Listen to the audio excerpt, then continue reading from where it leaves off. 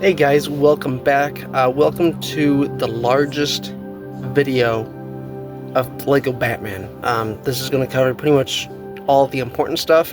I compiled together, I think close to six or seven different videos, varying in lengths. These are the most important videos that'll get you ready for the game coming out on the 22nd or the 19th if you got the deluxe edition. No preference, no specific order, but we're gonna watch them all, so sit back, grab popcorn, we'll watch, and then we'll discuss at the end of each video. Let's get to it. I got the chance to play 2 hours of Lego Batman Legacy of the Dark Knight at a preview event in LA a couple weeks back. And this is like a top 3 most anticipated game for me in 2026, as I know it is for a lot of you watching, so I figured I would take the time to give my thoughts and impressions of what my experience was like with what I got my hands on. And anytime I get the opportunity to make a video that doesn't require 3 weeks of editing and Christopher Nolan caliber scripting, I'm gonna take it. My Luke Stevens arc, we'll call it. Let me get a candle real quick and light it and say a couple big words. Lego Batman was fundamentally exquisite. Shout out Luke, that's my dog. But before I really give my thoughts, I want to acknowledge 2 things. 1, this video is not sponsored. I feel that needs to be made clear because a lot of people will see that a creator was flown out to an event to play a game early, and then they automatically assume that any content made on that game afterwards is like sponsored or bought and paid for or something. And that is just absolutely not how that works. This video in particular is not sponsored. I am making it of my own free will. All thoughts are my own. And even if this was sponsored, they would still be my own, but people have a hard time believing that for some reason. Secondly, I only played 2 hours of the game. That was split up between 3 missions from 3 separate chapters, I believe, and then 15, maybe 20 minutes of open world and Batcave exploration. So everything I have to say about the game is solely within the confines of what I played. If the game comes out and the open world is a total disaster and all the other chapters suck, there is no way I possibly could have known that. So please, just remember that. But I'm fairly confident that's not going to be the case. I do want to briefly touch on the event itself first, though, because it was just way too cool not to brag on a little bit. I could cry. So we walked in the venue and they had a bunch of memorabilia from the films. I got to see Mr. Freeze's freeze gun from Batman and Robin, stuff from Jim Carrey's Riddler, the Michael Keaton suit, the Bale suit, the Pattinson suit, all on display. Y'all know Batman is my favorite fictional character in the history of fictional characters, so I was in heaven. But then they took us to where we were actually going to be playing the game, and it was a literal Batcave. They had Michael Keaton's Batmobile to the left, Kilmer's Batmobile from Batman Forever to the right, Robert Pattinson's Batmobile made entirely out of Legos, the Iceberg Lounge set up for food and drink, and they even had 2 of those Batman statues from the end of The Dark Knight Rises. And then I went and sat in the dead center of the Batcave, and I knew I recognized it. Those are Dark Knight Rises bat from the end of the Dark Knight statues. Rises. And then I went and sat in the dead center of the Batcave and played a new Batman game for a couple of hours. As somebody that just loves this character so much, this was an insane experience. And it was by far the coolest event I've been to since I started doing YouTube. So shout out to WB Games, man. They really crushed it. But at the end of the day, none of that matters to you guys. You want to know about Lego Batman. Since this game was announced, it has been marketed as a love letter to all of Batman media over the years, taking virtually every live action adaptation and a lot of the animated stuff and blending it all together into a big cohesive Lego game. And based on what I played in those 2 hours, Lego Batman Legacy of the Dark Knight is exactly that. Just within those 3 missions I played, there was undeniable inspiration from the Batman, the Nolan films, Tim Burton Batman, Batman and Robin, Batman Forever, Batman the Animated Series, and even Adam West. But the best part of it all, the cherry on top of this big Batman baby they've concocted, is that it is packaged and delivered in an Arkham gift bag. The best way I could describe this game is that it literally feels like an Arkham title in Lego form. It is all there. The free flow combat with the combo meter, the stealth segments, the grappling. The similarities are just impossible to not recognize immediately. Legacy of the Dark Knight. I cannot wait to explore the open world. Seriously. It's like a spiritual successor to the Arkham series in a lot of ways. And if you love those games as much as I do, you most certainly will find some type of enjoyment in this game. Lego Batman has 3 different difficulties to choose from: easy, normal, and hard, essentially. The hard mode is called Dark Knight mode, I believe, and if you play on that, you only get 3 lives per level, so if you die, you start over from the beginning. That's gonna make for peak content in the Platinum video, you just wait. I started out on this difficulty just to see what it was like, and well, we found out that if you die 3 times, it resets you to your last checkpoint. So you're not gonna somehow, you know, you're like halfway through a level and then you die and then you have to restart a level. That's not gonna happen. It's gonna restart you back to your last checkpoint. So it's not gonna, like, you know, oh no, you died, you gotta, you know, start from the complete beginning. No, it's not going to happen. It's going to reset you from the last checkpoint. I guess that's a lot of people, they're misunderstanding that. lives per level, so if you die, you start over from the beginning. That's gonna make for peak content in the Platinum video, you just wait. I started out on this difficulty just to see what it was like, and it didn't feel too bad, but some sections got pretty hairy, so I ended up lowering it because I wanted to be mindful of my limited time at the event. I wanted to mention this because I think a Lego game with an actual difficulty attached to it is really dope. A lot of people like myself, you know, we want a little bit of challenge. The first mission we played was a rendition of the scene from That's to say, playing games is a way to escape from the world, to decompress with stress. And yet you're playing a game on difficulty mode, which causes stress because you can't defeat the boss because you're on master mode. Like, just play it on easy, man. I mean, it's nice to have difficulties, but it's like you're escaping the world, you're trying to unstress yourself from life, pretty much, and yet you're playing a game that's like max difficulty. It's like, bruh, no wonder you're stressed. Play it on normal mode. Like, I'm gonna do it on either normal mode or perhaps Caped Crusader, you know, the medium mode. I'm not gonna do master. I might do master mode maybe when I feel like it, but I think I'm gonna try out Caped Crusader and then I'm gonna try out normal mode, but we'll see. We'll see what you guys want. Batman, where Batman breaks into the Iceberg Lounge to look for Penguin. And I definitely see why this was what they started us with, because this mission encapsulates everything this game is trying to be. You get there, you're thrown into a series of combat encounters against Penguin and Falcone thugs, so you immediately are hit with the, oh my god, this is an Arkham game revelation. You solve a couple different puzzles in this level, which I know in Skywalker Saga, a complaint many people had was the lack of puzzles, but this game seems to try to honor those classic Lego puzzles from the previous Lego games where you actually have to use your brain a little bit and work with your partner. Even though this mission is more so based on the Batman, you do still have characters from other films in here, like Flash from Batman Begins, and even Joker's Red Hood pops up. From what I could tell, it just seems like all the different interpretations of the character throughout the years they're so well intertwined through these levels,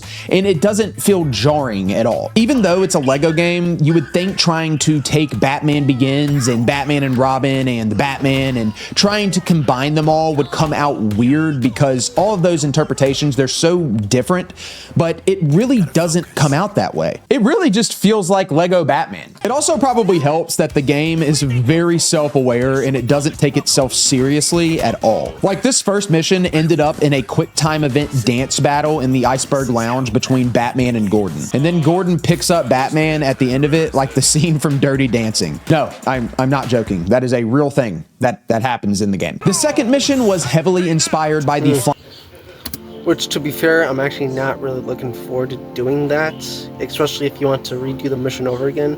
It's just, I don't want to end up smashing buttons and doing a dance, you know?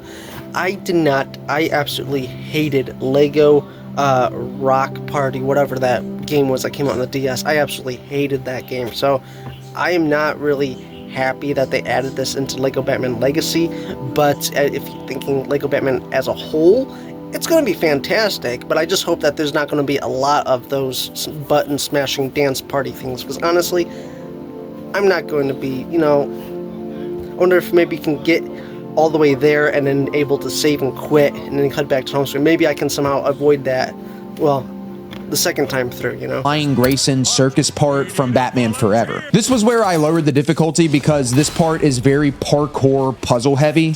It almost felt like a platformer, like I was playing Astrobot or something. You have to jump through This here reminds me of Wipeout, so Lego Wipeout. all these death traps left by Two-Face with Batman and Robin that are low-key kind of challenging. I had to lock in a little bit. The enemy encounters are stepped up here as well. It almost felt like those parts in Arkham games where you have to fight like 100 dudes at once, like in the museum level of Arkham City. You have a ton of enemy variety, shield dudes, projectile, gun-wielding dudes, dudes with swords you have to dodge. But just like the Arkham games, you really get into that free-flow state and it feels so fluid. And when you build your combo meter up, you can do combat takedowns like Arkham, only it's with R1 now instead of X plus O or whatever, which honestly I think I prefer. And the combat takedowns are also hilarious. I got to do one boss fight in the third mission we played, and it was Poison Ivy, inspired by 1997's Batman and Robin. Just a spectacular piece of cinema that film was. This was a very interesting fight that had multiple phases. At first, you're just fighting Ivy, but then she summons this big two-headed plant dragon thing you have to dodge a variety of attacks from and then hit with batarangs. It was engaging, and I could tell that on Dark Knight mode, it probably would have been a little challenging, which surprised me. Once again, it felt like something you would see in an Arkham game. I know I'm going to sound like a broken record with all the Arkham comparisons, but genuinely, like,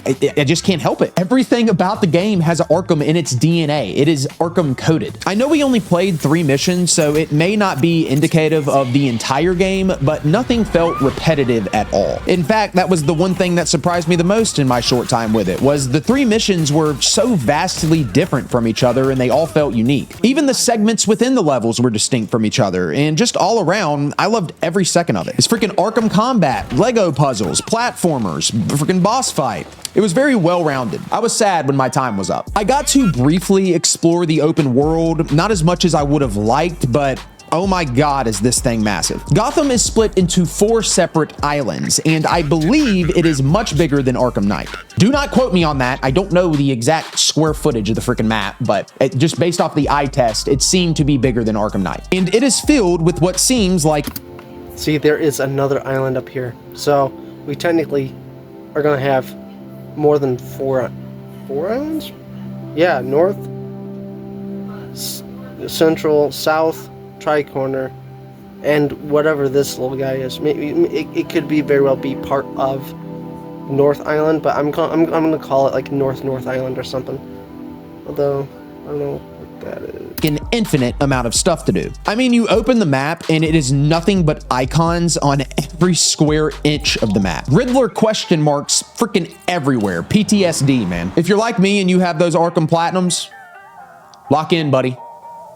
We going back to battle. I only had time to do a few of these activities. I did some timed Batmobile and gliding trial things. These were everywhere, and they reminded me of the ones that were in Gotham Knights. sorry to mention that game here. I don't want to jump scare you. The Riddler stuff is very prevalent here, and of course, very reminiscent of Arkham. He even pops up and starts talking to you when you solve one. I only did a couple, and they just seemed like a fusion of standard Lego puzzles and Riddler challenges from City and Night. I'm not sure how many there are, but it's an ass load for sure. I do know that. And you also have Clue Master puzzles as well, a different member of the Batman Rogues Gallery. There are also a lot of these, but I didn't have time to do one. What little time I had with the open world, though, felt amazing. Grappling and gliding felt smooth, and the Batmobile feels like what Arkham Knight should have felt like. You aren't riding around in a tank, you're riding in a Batmobile. It takes a little while to get used to, for sure. The handling is kind of weird at first, but yeah, it's gas. Batmobile's gas.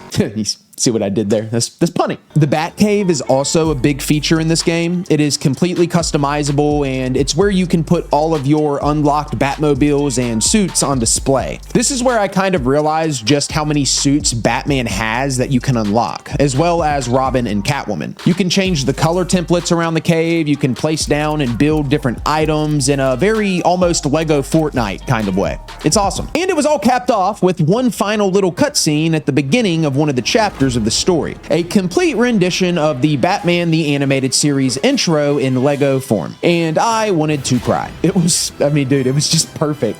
I wish I had like more negative things to say. I know that sounds kind of weird because I don't want to sound like a paid shill or anything, but it's like I don't have a whole lot of negative to say. I'm sure when the game comes out and I do the platinum video and everything in the game, I'll have things I don't like because no game is perfect. I will say one thing I am somewhat skeptical of is the open world. I just hope it isn't repetitive or bloated. You open the map and it's a lot, and I mean a lot of stuff to do. Many open world games are notorious for Control-C, Control-Ving the entire map, making exploration and completion feel like a chore. I only did a handful of activities in the open world at the event, and none of those felt repetitive at all, so that's a good sign, but I didn't do enough to reach a verdict. So whether or not this open world is one worth going out and exploring and collecting everything it has to offer is yet to be seen. Also, I did not see even a remnant of Batfleck in this preview event. And that kind of made me mad. I know the Snyder films weren't like widely adored or anything, but Affleck's Batman was great and he deserves more love. I get it. Batman vs. Superman was not a spectacular film,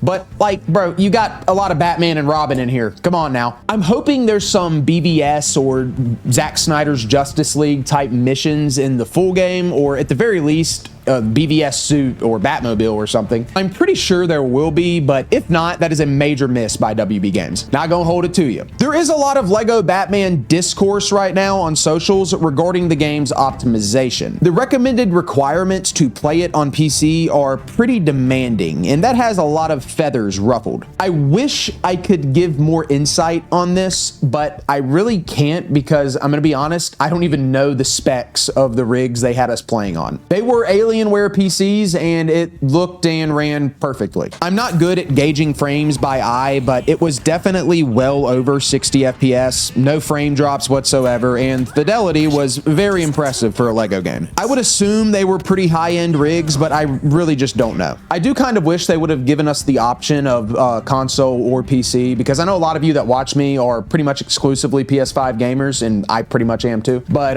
yeah, console performance, that's still up in the air. Lego has a pretty good track record with performance on consoles though, so it's pretty safe to assume it'll run well there, but who knows. Overall, based on the 2 hours I played, Lego Batman Legacy of the Dark Knight feels about as close to perfect as you can get on a Lego scale. Of course, this was a preview event, so WB Games clearly wanted to present us with an experience to showcase the game at its absolute best, the game's highest highs, and they surely succeeded at that. That said, I will admit my bias. I am a Batman fanboy, an Arkham fanboy, and a Lego fanboy. So what feels perfect to me might not feel perfect to you. But even with that in mind, the game genuinely comes across as exactly what it was marketed to be, a true love letter to the Batman IP. No trolling. I even told Rapid Reacts and Blue Thunder Gaming after we got done with our session that if the game comes out and the rest of it is on par with the 2 hours that we played,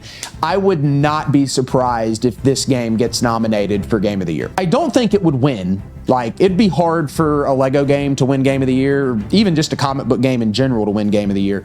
But I do think it could get nominated.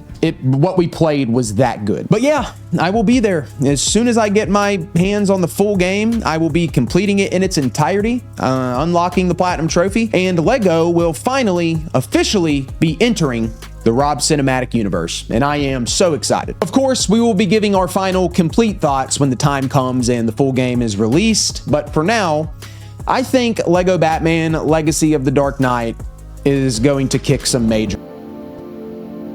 Yeah, gonna have to edit that out. When Benny caught up with Jonathan Smith from TT Games at Gamescom last year to talk all things LEGO Batman Legacy of the Dark Knight, we were very excited. And yet it still left us with more questions than the Cape Crusader on a Riddler trophy hunt. More on that in a sec. So, grab your utility belt and buckle up because we're about to answer your biggest questions, and there's a lot to get through. Just how big is Gotham City? Well, if you're going to be defending a whole city, you'll probably want to know, how big is it? Well, this version of Gotham is made up of a few islands, with South and Central having different districts to explore, like the Cauldron or the East End. And these locations are packed to the gills with stuff to do, but I'll get to that in just a sec. As you might expect with a sprawling metropolis like Gotham, there is lots of verticality to what you can explore and where you can go, with plenty of street-level action that you can crash through with your Batmobile as well. Again, more on that shortly. Look to the skyline, however, and you're going to find all sorts of weird and wonderful goings-on atop skyscrapers and balconies to keep you occupied. Thanks to the grapple and the launch system, you can get around really easily too, which makes scaling those high-rises in no time a doddle. And while gliding and Batmobiling are, of course, the most fun ways to get around, you can also unlock fast travel points in the form of subway stations. Yeah, see what they did there? Yes, the pun game is strong here, and my personal favourite being a club called Scarcum Asylum. Anyway, to unlock subway stations, you're going to have to do a smart puzzle, and those aren't the only ones you'll be solving. What is there to actually do in Gotham's open world? Well, at the risk of sounding like a tourist board here, there's loads to do in Gotham. After all, what use is a big map if it's empty? I mean, just look at the map legend here. That's the map legend. I wanted to see that. Okay, so here we go. We got fast travel, Riddler puzzles, so I was right about that. Caped zoo animal. Still a bit confused. Maybe you gotta use an animal to get into something, or maybe you gotta save an animal. Maybe you gotta have Catwoman's cat to get into something, or burgle something, or caped zoo animal. Maybe you gotta use Catwoman to save an animal from a zoo. I don't know. Or maybe it's not Catwoman at all. It's something about... It's definitely something regarding maybe you gotta save an animal. I don't know. Combat trial, shop. Okay, so those are what shops are. Okay, well, there we go. Batcave trophy, the Falcon fortune, traversal trial, tower, workbench, subway station, driving trial, and then the Wayne Tech cache. After all, the case of... What use is a big map if it's empty? Wayland I mean, just look at the map legend Jones. here. Riddler puzzles are back, yes, but there are also Clue Master puzzle boxes for you to unlock and contend with, as well as Wayne Tech caches. There are side cases like the case of Wayland Jones and the Falcone fortune to solve, and even escaped zoo animals to wrangle if that's more your style. For the challenge inclined, you'll find escaped zoo animals to risk. Okay. Zoo animals to wrangle if that's more your style. Okay, well, there we go. That answered that.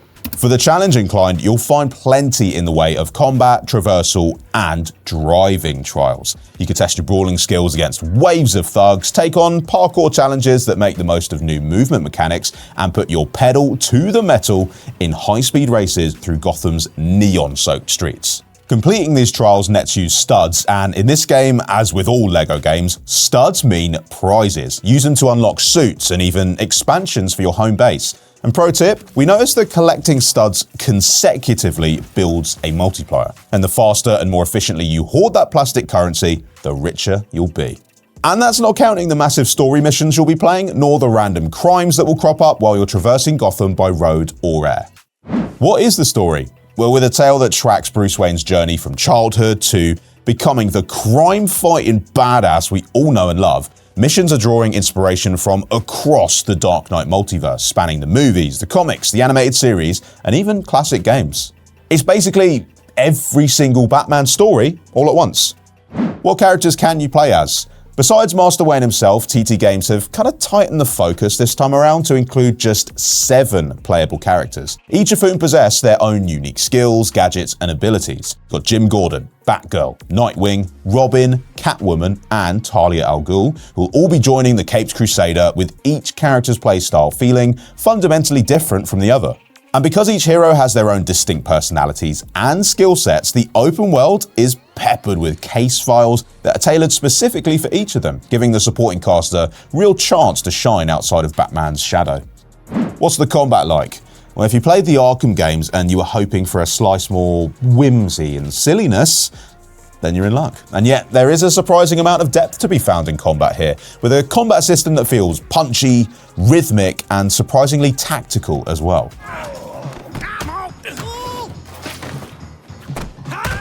beat up the bad guys with X, counter with Y, and get that all-important focus meter full enough, do so and you'll be able to quickly find yourself able to deliver a one-hit KO with right bumper. I mean, the only thing that could make it more satisfying is an Adam West style kapow. You'll also need to find workarounds for different enemy types. For example, when facing off against goons armed with shields, you can just use B to roll over. I mean, it's surprising just how much Batman can get away with by simply rolling around.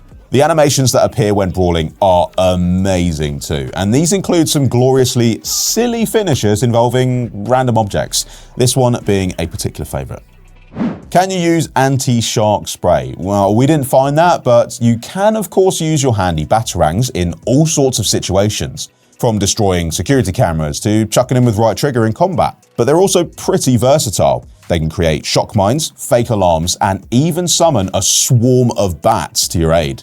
Beyond that, Batman also has his good old-fashioned grappling hook, while other heroes bring their own abilities to the fray. Robin has a launcher that can connect folks together, Catwoman has her whip and can summon cats, as you'd expect. Jim Gordon, meanwhile, has a foam sprayer that can jam up enemy weapons, and a gun that can rebound between multiple enemies. You can, of course, upgrade all of these in the Batcave to unlock their various capabilities, and that is just one of the many, many things you'll be doing there. So, what is in the Batcave? What isn't in the Batcave is probably a better question to ask, because this thing is vast. Starting out as little more than Alfred's old storage unit, the space can be expanded to build out new areas, and you can use your hard-earned studs to furnish the place with everything from high-tech terminals to Batmite's own pop-up shop. Virtually everything is customizable too. Fancy changing the giant Batman logo on the wall? Well, you can. Want to display trophies that you've earned from missions? Sure, why not? But my personal highlight has to be the Bat Phone, because in my playthrough it was just basically used by Bane to abuse me. Your requiem is coming. But who knows who else can ring us throughout the game. He really is the most devious wrong-un in Gotham City. Can you use the Batmobile? Well, it wouldn't be a Batman game without it, would it? Not only that, but you'll also have access to the Batcycle and the Batwing. In fact, every playable character has a signature vehicle that they're able to summon when driving, and although I didn't get to see all of them, there were some cars and motorbikes for Gordon and Robin as well. I'm also pleased to say that there were plenty of spaces in the garage to collect more iconic rides, which can, of course in true LEGO fashion, be customized. What costumes were there? Well, given that this is intended to be a real love letter to 80 years of Batman, each playable character has loads of costumes available to choose from. By my count, Batman had about 30 outfits to choose from alone, including one inspired by his very first video game outing all the way back in 1986, and then all the way through to Robert Pattinson's emo Batman in 2022. There's even a rainbow Batman outfit for when you need to fight crime with a spectrum of justice. We also spotted an absolute Catwoman outfit in the shop as well, which was locked for now. Most of these are just fun nods to comics, games, movies, or TV shows from the past 8 decades, and it promises a really fun trip down memory lane for fans. It is worth saying that these can be unlocked through purchases at Batmite's store back at the Batcave, progressing the story, or by completing certain challenges. Which villains are in it? Well, the Rogues Gallery is out in full force for this one, meaning that you'll be hunting down everyone from the well-known heavy hitters to some real deep cuts. Confirmed villains so far include the Penguin, Two-Face, Mr. Freeze, Ra's al Ghul, Poison Ivy, the Riddler, and of course, the Joker. I mean, where would the Batman be without him? You can expect plenty more to crop up on your adventures, and the legacy aspect means that we are going to see versions of these characters that pull from the movies, the original 1966 show, and the comics all at once. Are there boss battles?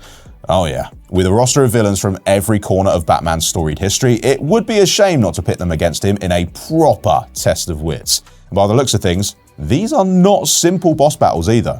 During our time with the game, we were able to take on Poison Ivy in a battle that saw us doing everything from dodging flying plant-based bombs to jumping over earth tremors and even bouncing between giant leaves to avoid a poison-spewing dragon that coated the ground in bubbling venom. What collectibles are there? It really wouldn't be a LEGO game without a pile of plastic to collect in different shapes and sizes, and Legacy of the Dark Knight has plenty for you to spend hours searching for and countless goodies to reward you for your time. As with previous adventures, you'll be wanting to keep an eye out for mini kits, as finding them unlocks a stack of studs and various other rewards too. There's also plenty of Wayne tech to be found, which lets you upgrade abilities for each character. Red bricks make a return from previous entries as well, and we found one of these when we were exploring Falcone's Club, and if they're anything like their previous counterparts, they could be used to unlock additional game options in exchange for studs. Each mission also has its own set of 5 specific smashable objectives, including disco balls in the Iceberg Lounge and mutated plants in Ivy's lair. Is there a photo mode? There is indeed. Not much else to say about that, really. Is there any dancing in it? Yeah, I mean, look at us go. Well, it would be doing Adam West's Batman a great disservice if it didn't. After all, what's Batman without a little boogie? But before we go, which of these 30 suits are you going to be looking to rock first? And stay tuned to hear more about LEGO Batman Legacy of the Dark Knight and all the other great things happening on Xbox. In the meantime, we'll see you on the streets of Gotham real soon. Bye.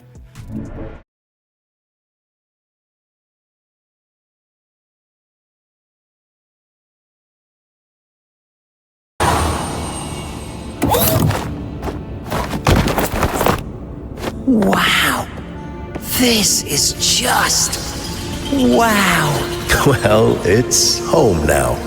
Wait, you don't sleep and eat down here, do you? He does, irrespective of my protests to use the dining hall. Bruce? Wayne? I knew it! Wait, you live in Wayne Manor? I get to live in Wayne Manor? You bet. Oi!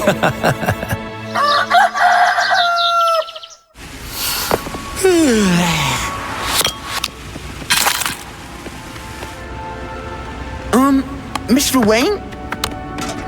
You wanted to see me? I did, and call me Bruce. It's time to start training. Training?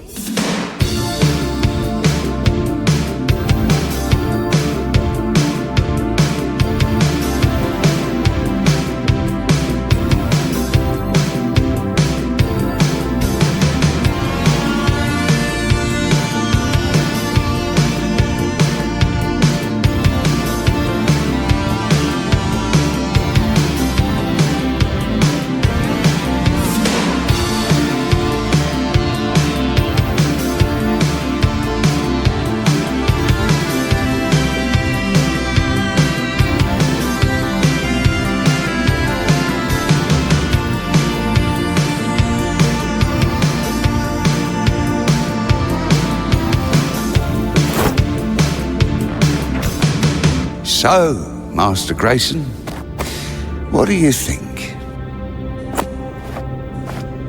It's amazing. But do you think the abs are too much? Trust me, kid. Everyone loves abs. Quite. So, that letter R. The R's for Robin. My mom used to call me that. Well then, Robin it is. You'll need this for the next step of your training. Let's get into the city. We have a lot to get through tonight.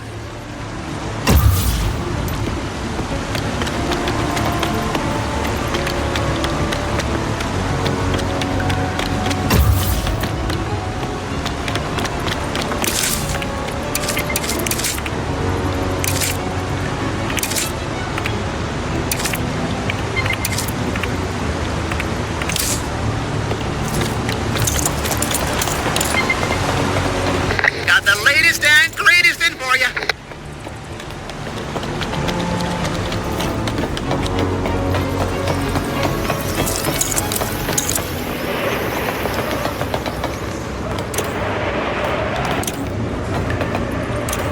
I can't call for a ride right now.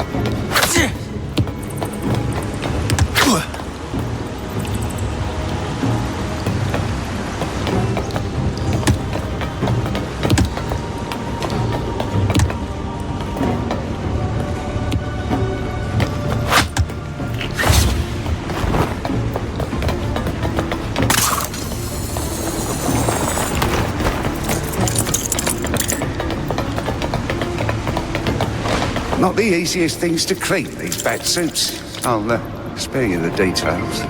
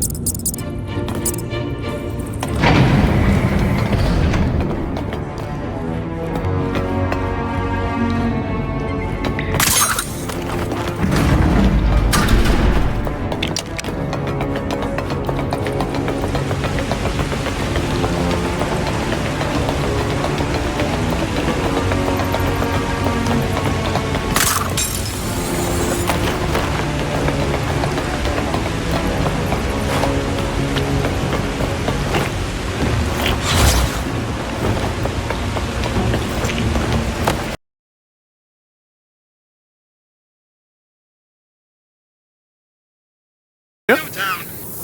Citizen is being held by bad guys. Approach with caution. First, I want to say a quick thanks to Warner Brothers for inviting me down to London to play their game. I got to play the game for about 3 hours, maybe 4 hours.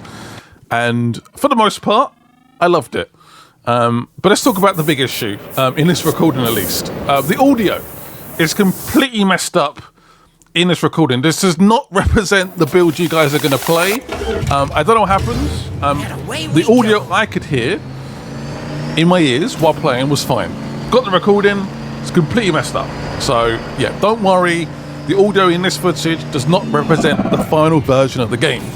The visuals, the FPS, stuff like that, seems to be fine. This is roughly what I played. And yes, the FPS does seem to drop quite a bit in the open world. I particularly noticed it with the Batmobile. It wasn't a smooth 60. I was expecting, being like a Lego Batman game, a Lego game, it'd be quite smooth. I actually thought that might have been my recording or the PC I was using. Augmented reality spatial awareness training is currently being deployed. Yeah, I guess not. This video is an interesting one. We've also got the audio issues, which is not.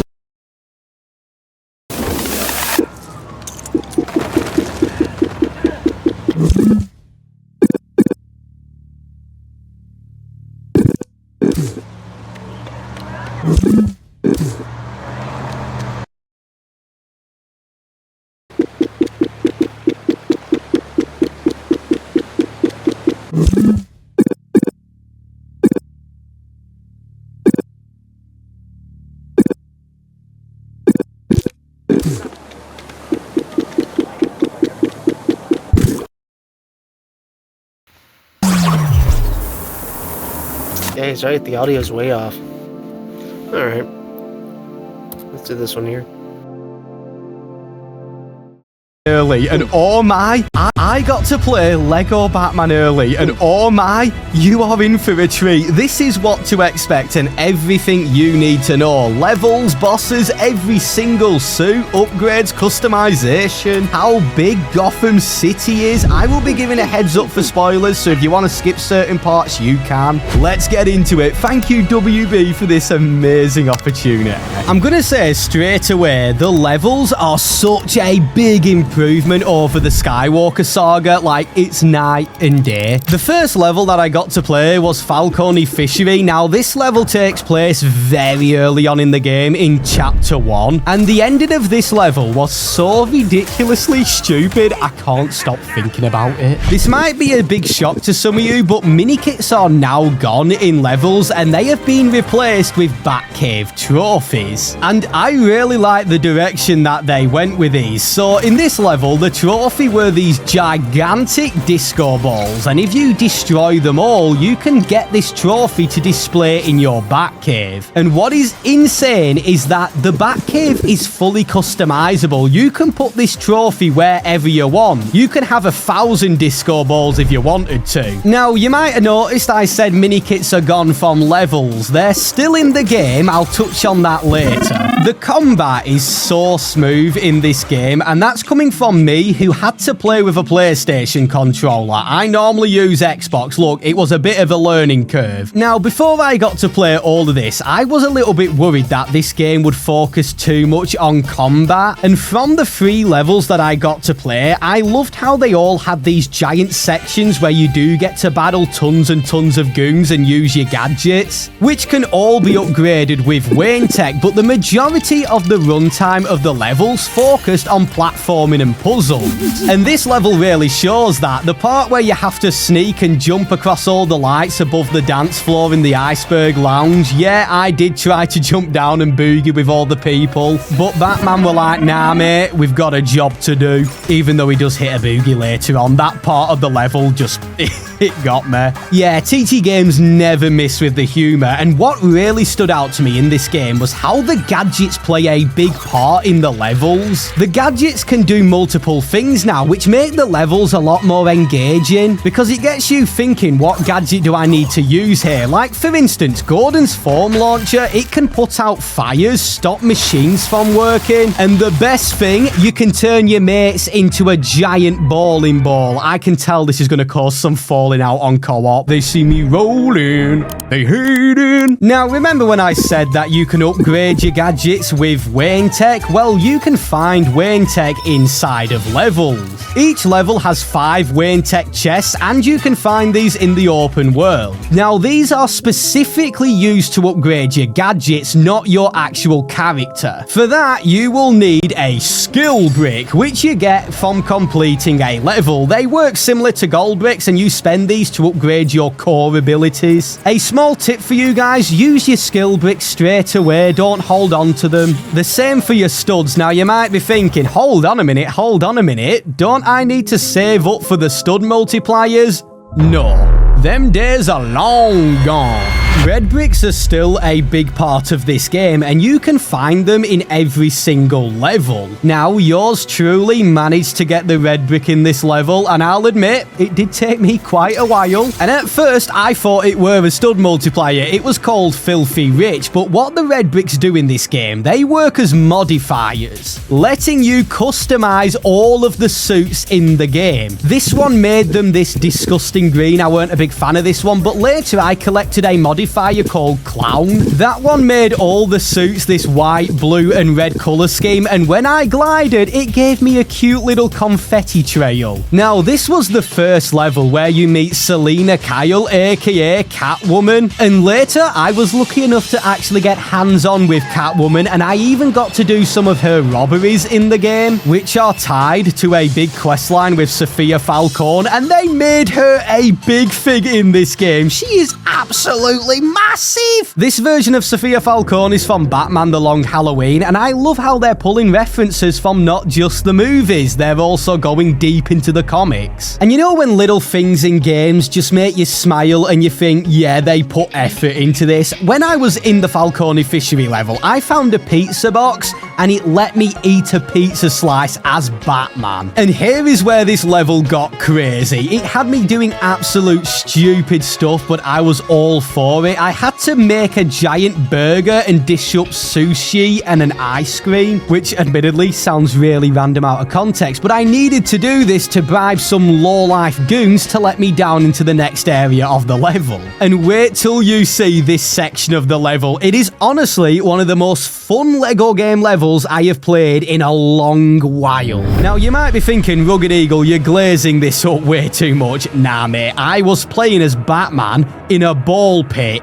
Why does Falcone have a ball pit in his fishery? I don't know why, but this is why I love LEGO games. And of course, this section ends with a gigantic slide. And yes, your eyes are not deceiving you. That is Red Hood, who plays a vital part in this game's story. Now, you might be thinking, well, isn't this level based off the Batman 2022? Why is Red Hood here? I mean, why is there a ball pit? Well, I want to show you how this game's story works. There's no spoilers, don't worry. The new LEGO Batman game is really clever with how it handles the story. To clear up any confusion, you don't play through the movies. It has its own original story that takes inspiration from all sorts of Batman media. I got to play a little bit of Chapter 1 and Chapter 3, and it's really fun to see how it ties and plays with all these different Batman medias to tell its own story. And the cutscenes are super chunky. It actually lets the story breathe. Now, I guarantee you're gonna love this, but towards the end of the level, there was this part where I had to dance as Batman and Jim Gordon, and they did the part from Dirty Dancing. It was just excellent. That was the first level that I got to play. Wait till you see the next one. You Batman Forever fans are gonna love it. When I first want to draw your eyes to this, whenever you beat a level, you get a skill brick, which I mentioned earlier, and you get brand new suits. Here I unlocked a suit for Batman and Jim Gordon. And if you ever want to replay a level, you just simply head to the Bat computer in the Batcave. So how many levels are in... Well, that, yeah. That's super useful. You play a level, you just simply head to the Bat computer in the back. Doesn't seem like they have a lot of levels, though. Again, I can only see 1, 2, 3, 4, 5, 6, 7, 8 levels. So it could be a total of 16. Batcave. So how many levels are in this game? Well, in total, you can collect 30 skill bricks, which means the game's probably most likely going to have 30 levels. There's still so much to in this game. Well, I completely lost audio. I think these are dead. We head to the Bat computer in the back. Yeah, these are dead. That sucks.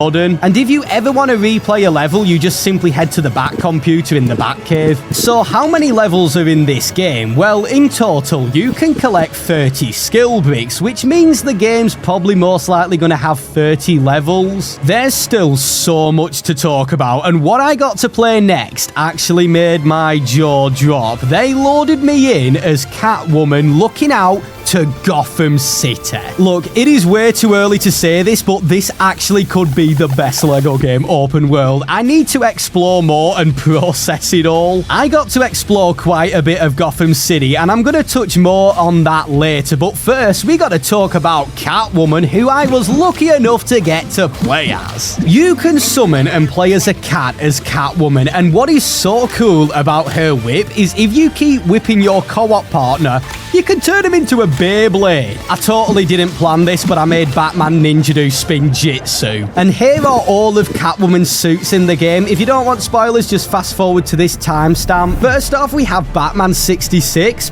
Batman Returns, 9 Lives, The Batman, The Catwoman, Absolute Catwoman, Nightfall, Costume Party, the animated series, Legacy of the Dark Knight, which is the game's original suit, and The Dark Knight Rises. And guess what I got to do next as Catwoman? In this LEGO Batman game, you can break into apartments as Catwoman and steal stuff. And while I was in this random person's gaff, I sat in their hot tub and on their couch. Yeah, you can literally interact with nearly everything. And you can do the same as a cat. cat. Oh, that's cool. Meow. What's That's cool cool. is that the heists feel like little mini levels, and they're part of something even bigger in the game, and that is the quest line for Sophia Gigante Falcon. I didn't just get to play as Jim Gordon and Catwoman. There was another character which I was so glad I got to play as. And that's tweet on the street, it's Robin. But just a quick heads up, the next level is where you get to unlock and play as Robin, and it doesn't have any major spoilers for the story because this level is inspired by Batman Forever, and I'm sure you've all seen that amazing film. And Batman and Robin, you can't forget that masterpiece. Now, at this part in the gameplay, I was wondering, am I actually going to get to play as Bruce Wayne? And it turns out when the cutscene finished,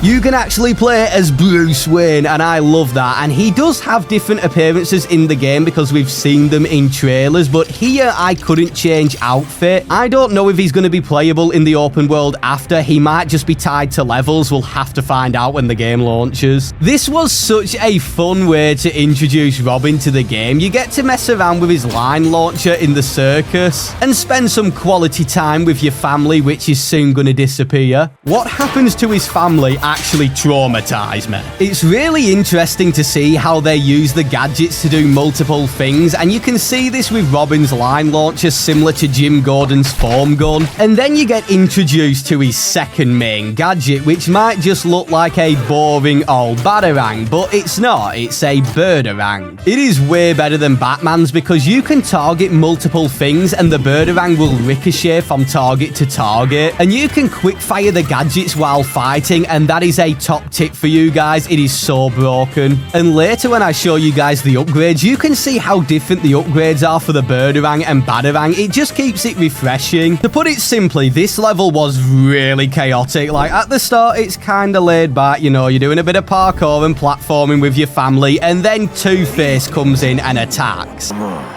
on. This level was absolute nuts. You had to beat up tons and tons of Two-Face goons, and I will say it did go on a little bit too long, this part, but you've got to bear in mind, I started Chapter 3 without any core upgrades or gadget upgrades. Look, I was so overwhelmed in a good way, I forgot to upgrade, and I am crap on a PlayStation controller. The next part of the level, wait till you see what happens. Two-Face flicks his coin, and then the circus turns into a full-on assault course. Yeah, I did have to lean forward a bit for this one. It was so much fun though. You were bouncing on these gigantic circus drums. You had Donkey Kong barrels flying at your face, and then you might have noticed that I did destroy a giant coin, which is the Batcave trophy. Yeah, you can have Two-Face's coin in your Batcave. And that was the easy assault course. Two-Face then gets all upset like an absolute crybaby and flicks his coin and summons the harder assault course. Now, this part just screams the Joel Schumacher Batman films. It goes full on neon, and you've got this really freaky webcam footage of Two-Face on the walls. Hey guys, Two-Face here. I hope you enjoy my assault course. Now, can I just say, what happens at the end of this level is absolutely diabolical. If you've seen the film, you know that Robin's parents die here, and how they handled it was actually insane. If you don't want any spoilers, just fast forward, but if you do want to know, what? You know where to.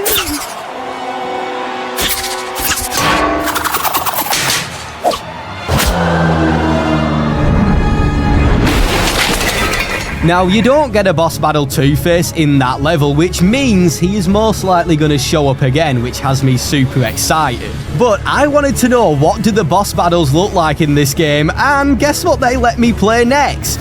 A boss battle. And who was I lucky enough to get to fight? Well, it's Kill Bill, Uma Thurman's Poison Ivy. Now, unfortunately, I didn't get to play through the entire Botanical Gardens level, but I did get a glimpse at a little bit of it. And just to warn you, Poison Ivy's goons, them little cactuses in the flower pots, they are proper deadly. Do not let them get near you. And something fun I discovered, if you use Batman's Batclaw on one of the little cactuses, you can actually yeet them back at enemies and they explode. Now, I got a massive dose of nostalgia here because I had to jump into this massive lawn mowing machine, and it just gave me flashbacks to a poisonous appointment from Lego Batman the video game. After doing a bit of gardening, I was then into the boss battle where Pamela Ivy turns into Poison Ivy, and they parody the scene from Batman and Robin, but I'm gonna be honest, I don't know which is stupider, the actual scene in the film or this one. If all of the bosses are like this in the new Lego Batman game, we are so back.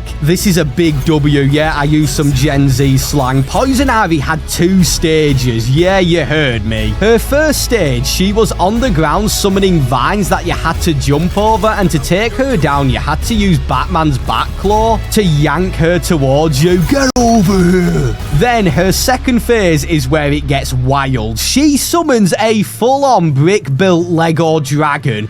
I want this in real life. The entire arena fills up with venom, and the boss lasted a good amount of time. And not to sound like I'm hating on the Skywalker Saga, that was still an amazing Lego game, but all the bosses were kinda similar in that game, and it looks like they have really listened to feedback here, and I just hope all the bosses have this amount of variety. And I'm sure they will do. Like, I got to fight 2 brutes in the open world, and that felt like a full-on boss battle. Now, you won't believe what batsuit you get when you beat this level. You get the sonar suit from Batman Forever with the blue eyes. Oh, and you get Robin's iconic Batman and Robin suit. So that is all of the levels that I was so fortunate enough to get to play. But now I want to draw your eyes over to the open world. I'm going to show you how big Gotham City is and what to expect in terms of side quests and puzzles and just how much there is to do if you're still thinking about picking a copy up of the game. And I am giving away a copy of the deluxe edition. To enter, just simply make sure you're subscribed and comment down below what you are most excited for. I'll be doing a few of these in my next upcoming videos, and I'll be picking a winner before the game drops. So how big is Gotham in this game? Well, the city is broken up into 5 main islands. You have Tri-Corner Island, South Island, Central Island, North Island, and Wayne Manor Island with the Batcave. And to really show you the That's Wayne Manor Island. North Island and Wayne Manor Island with the Batcave. So that's the Batcave Island. Well, that answers that. So there isn't. Okay. So there is 4 islands. There is no North Island. It's the Wayne Manor. That's the Wayne Manor one. Well, at least I thought the Wayne Manor was actually part of North Island. I didn't know it was going to be separate, but okay. Well, so that's cool. And to really show you the size of this map, I went to the top of Wayne Tower using the wind tunnels, and this is one of the highest points of the entire map. Looking at the city from up here genuinely gave me goosebumps. It just shows you the true scale of Gotham, and it looks phenomenal. And if you are aiming to platinum this game, there are over 170 challenges, which include combat challenges, races, 121 Riddler puzzles. Arkham fans are going to have PTSD hearing that. 200 Wayne caches to find, and there's more. I haven't even got on to the juicy good stuff. And fans are going to have PTSD hearing that. 200 Wayne caches to find, and there's more. I haven't even got on to the juicy good stuff. Remember when I said that Sophia Falcone has a giant questline in the game? Well, this is what I was most curious about, the side quests, and I managed to get a glimpse of another one. I found a side quest from Harvey Bullock. Animated series fans are gonna love this, wanting me to track down Waylon Jones, aka Killer Croc. And I did not expect what happened at the end of the quest. I managed to finish it all, and it turns out it is part of a bigger quest line where you hunt down Killer Croc. Next, I want to talk about how do the shops work. Yes, Batmite has tons of shops all across Gotham, and there is even one inside the Batcave. I am so happy they brought back shops. Every shop offers a special suit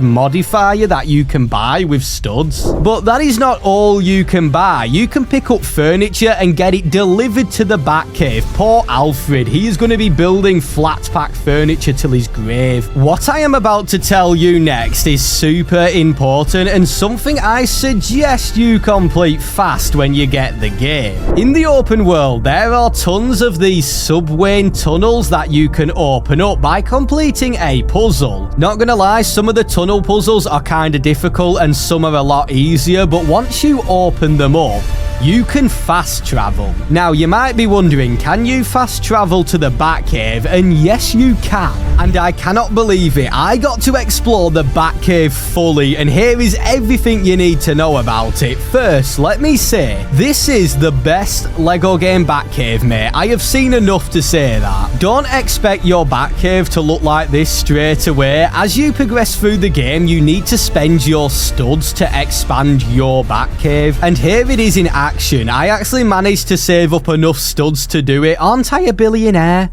I wonder if the game will explain this. And when you expand your back gaff, you can place your decorations wherever you want on the LEGO base plates. Remember when I was teasing that mini kits are in this game? Well, this is the only place where you can find mini kits, and there are 10 hidden inside of the Batcave. I unfortunately couldn't find them all. I really wanted to. It's such a nice nostalgic callback. I imagine when you collect them all, you can display the mini kit as a Batcave trophy. I am gonna flood my Batcave with mini kits. One of the main big things inside the Batcave is the Bat computer, and this is where you can go to replay levels alongside track side quests. And what is really cool is how you can change your screensaver on the Bat computer, and there's tons of these little promotional art pieces that you can pick from, and some of them confirm villains who are going to be in the game, like Hugo Saver on the Bat computer, and there's tons of these little promotional art pieces that you can pick from, and some of them confirm villains who are going to be in the game, like Hugo Strange. And this right here is where all of your suits are on display, and one of the coolest parts of the entire Batcave. And you will want to see this. If you have Deluxe Edition or have bought any of the DLCs, if you go through the bat symbol, you enter the DLC area. This is where all of your Okay. DLC suits will be displayed alongside the golden Batmobiles and golden Batsuit, which are tied to the actual LEGO sets. You need to pick them up and redeem the code to unlock them. Now, I have a really good tip for you guys that you definitely need to know about. Inside the Batcave, you want to keep coming back to this area. If you head up top, there is a giant mural on the wall. And if you interact with it, you can view challenges, which reward you with studs when completed. Make sure you redeem them very early on in the game when you need your studs the most. Now, let's talk about all of the upgrades. I got to see all the gadget upgrades for Batman, Catwoman, Jim Gordon, and Robin. To upgrade in the game, you have to head over to these workbenches. There is one inside the Batcave, which is handy, and some of the upgrades are OP. If you look closely, you might spot that certain upgrades cost way more Wayne tech than others. And the Batcave is actually a really great place to farm Wayne tech. There are tons of Wayne caches right near each other. Now, Batman has the most amount of gadget upgrades. I mean, it makes sense. This isn't LEGO Jim Gordon Legacy of the Good Cop. That would kind of go hard though. So here are all of the upgrades for Batman, and then after, I'm going to go through all of the suits. If you don't want spoilers, just skip ahead to this part. So the first Batman upgrade is you can increase the amount of batarangs that Batman can hold at once, meaning you can throw more at enemies quickly. Next, we have the concussive batarang, which is pretty self-explanatory. These batarangs will stick to surfaces and emit a big stun. His next upgrade is kind of similar. If you throw a batarang in a shaded place, you will stun an enemy for longer. Carbon fiber tips just increases how long the stun lasts. Basically, you're going to be putting enemies to sleep if you hit them with a batarang. Now, this one is a good upgrade. It allows Batman to throw multiple batarangs at once. Alarmarang, what a brilliant name. These batarangs stick to surfaces and emit a loud noise. These are going to be great for stealth segments.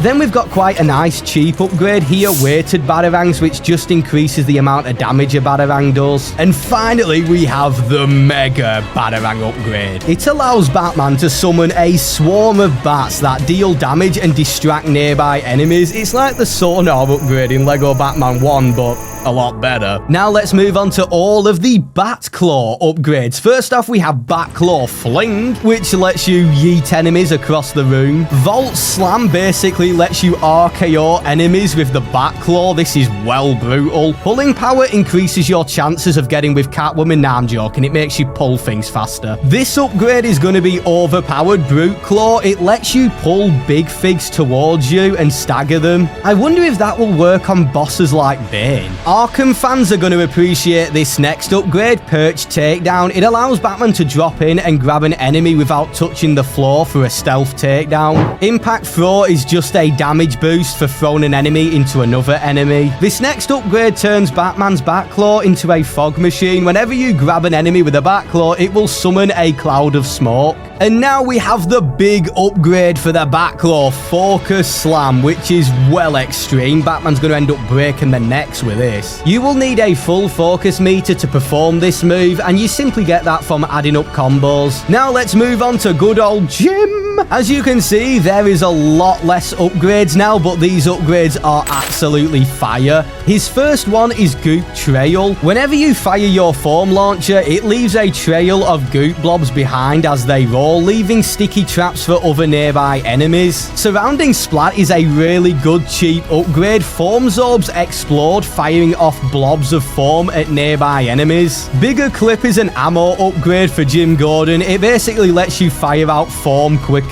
Basically, you're going to be vomiting on them with foam. And here is Jim Gordon's big foam launcher upgrade, Focus Splat, which allows Jim Gordon to fire a supercharged blob of foam, completely covering a target in one shot and splashing other nearby enemies. Now let's move on to Gordon's rebound launcher upgrades. First up, we have Splitter. The bolts will split into two when they bounce to hit multiple targets at once. Then we've got Scope, which turns it into a sniper. Oh, I'm going to do some serious hard scoping with that. And then we've got Rebound Power, which increases the power of the rebound bolts, basically making it do more damage and stun enemies. And now time for the big upgrade, Focus Shot, which just makes it super overpowered, as you can see in the little video clip. There's going to be no criminals left to lock up. Now, here are all of the upgrades for Catwoman, and wait till you see her upgrades for the cat. But first, we're going to start with a whip. Catwoman's first upgrade is actually really good, Speedy Spin. Basically, whenever you whip an enemy once, you will turn them into a Beyblade. Next, we have Power Whip, which increases the strength of the whip, allowing larger enemies to be spun, increasing the length of time that smaller enemies will spin for. Catwoman is going to be overpowered. And then we have Knock On, allowing spinning enemies to knock other enemies into a spin. And finally, we have her mega upgrade, Focus Spin. This one makes an enemy go speeding super fast, bouncing from enemy to enemy in a frenzy. And now let's move on to the adorable cat upgrade.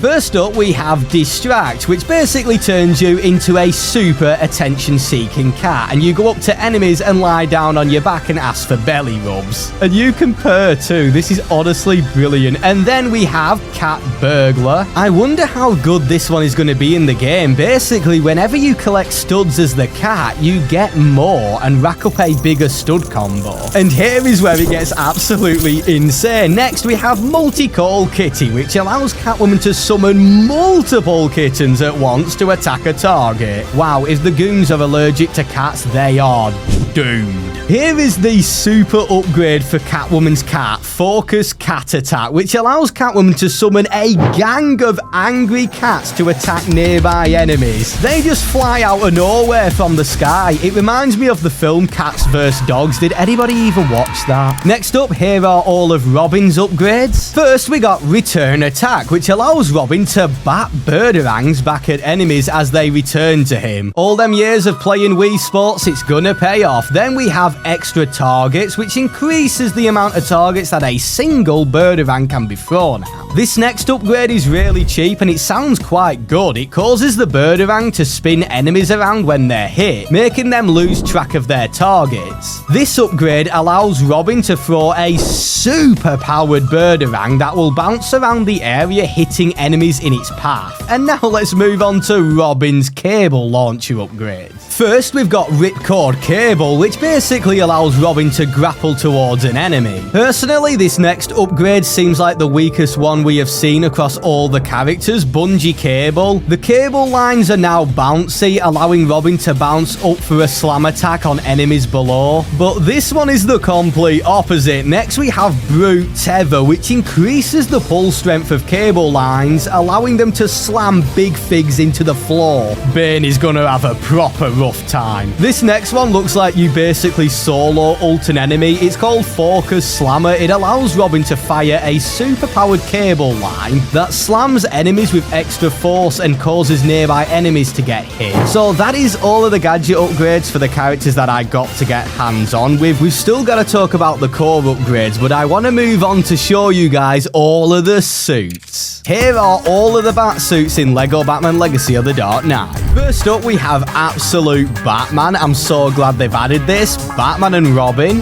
Batman 66, Batman Ninja, thank you Jay Shot Blast, Batman Begins, Batman 89, Batman the Animated Series, I am gonna bash that suit, Brave and the Bold, Lego Batman the Video Game, oh yeah, for the OGs, Rainbow Batman, Sonar Suit, The Batman, Zero Year, Zero-R, Arkham Asylum, Batfam, Batman 1, Bronze Age, Batman Serial, Batman Prime, Ice Armor, What Killed the Dinosaurs, Costume Party, Dawn of Justice, the Snyder Suit, Final Battle, Night Fight, Gotham by Gaslight, Nightmare Suit from the Snyderverse, Legacy of the Dark Knight, Mask of Tengu, interesting, The Grey Ghost, The Dark Knight, Retro Video Game, Lego Batman Movie, and finally, Vampire Batman. And now here are all the suits for Jim Gordon.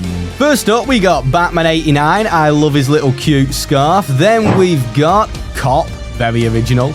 Golden Age, Batman the Animated Series, The Batman, Skeleton Gordon. I love this one. Batsuit, Commissioner Gordon, Costume Party, The Dark Knight, and finally, Lego Batman Legacy of the Dark Knight's original suit. Coming up next, here are all the suits for Robin in the new Lego Batman game. First up, we have Batman and Robin, Batman 66, Batman Forever, Costume Party, Batman the Animated Series, New 52, Ice Armor, Lego Batman Legacy of the Dark Knight's original suit, Lego Batman the Video Game, World's Finest, Lego Batman Movie, and finally, Teen Titans Go. Overall, a great selection of suits, and you've got to remember, we still have all the DLC suits, which we are yet to see. Now, because I only got to play a few levels, I only could take a look at a few core upgrades, and I'm going to let the footage run in the background so you guys can slow it down and have a look at a few if you're interested. So there you go, that is everything. I just want to thank WB again, and most importantly, you guys, for all the support over the years. Thank you so much. I wouldn't be here without yous all. And if you're new, make sure to subscribe. I'm going to have tons of Lego Batman content coming your way, and while you're waiting for the game to drop, why don't you check out this video?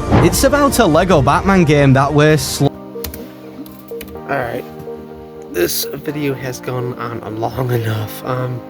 I think we got to know pretty much everything that we needed to know for Lego Batman Legacy. I wouldn't say that this is my last Lego Batman information video, but this is going to probably be the last big one.